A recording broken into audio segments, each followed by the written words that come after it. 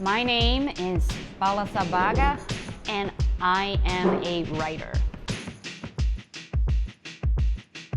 First job in the industry, how did you get there? First job I had in the industry, the first paying job I had in the industry was as an assistant to an agent at WME. I got there because I asked a writer, how do they break in? And he said that he was an assistant to the agent of his current boss that he used to write for.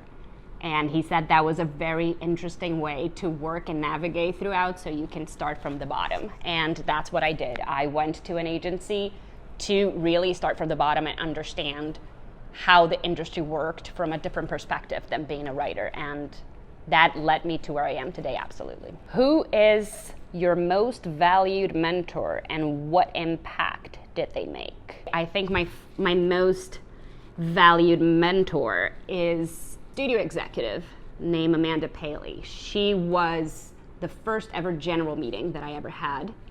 She was amazing. She really liked me. We connected, we bonded. She was the one who suggested I apply to the CBS fellowship.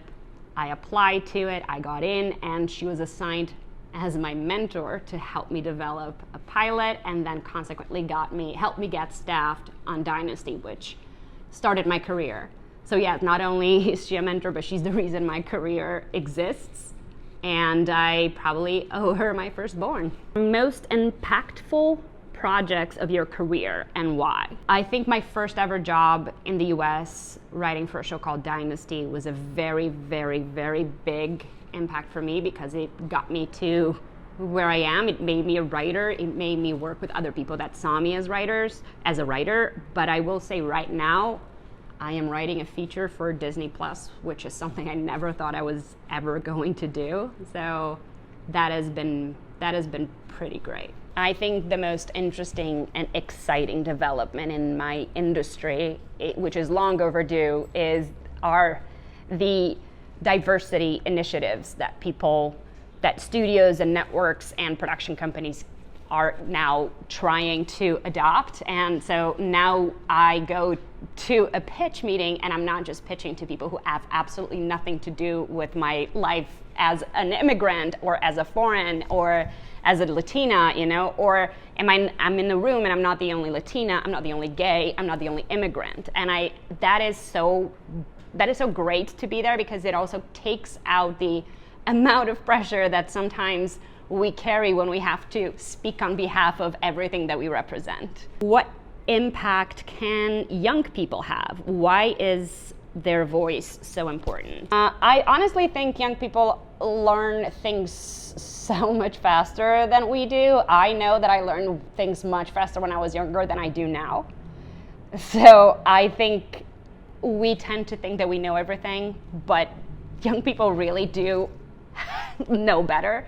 So having trust in them and giving them a space to talk and a platform to speak, it's always beneficial. My advice for people trying to break into my field, I would say to network horizontally, not just look at the people that are in power as the person that you need to look at you or to work with. I think people that are on the same level as you are just as important. I think a lot of people have the mindset of your success is my failure. I tend to think that your success is my next success. And I think the important thing is to look at that not as a competition, but just as a big ensemble creation. What do I think people should do to get involved in industry?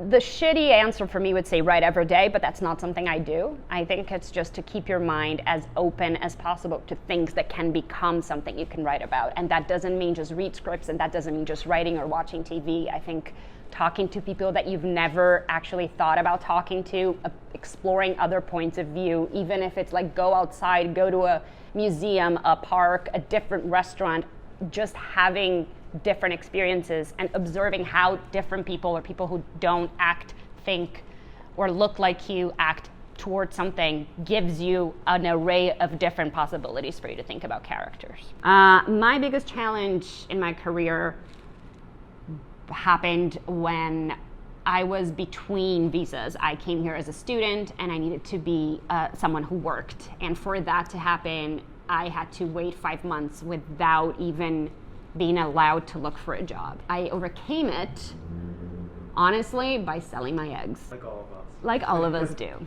The most important skill one should develop: reading a room.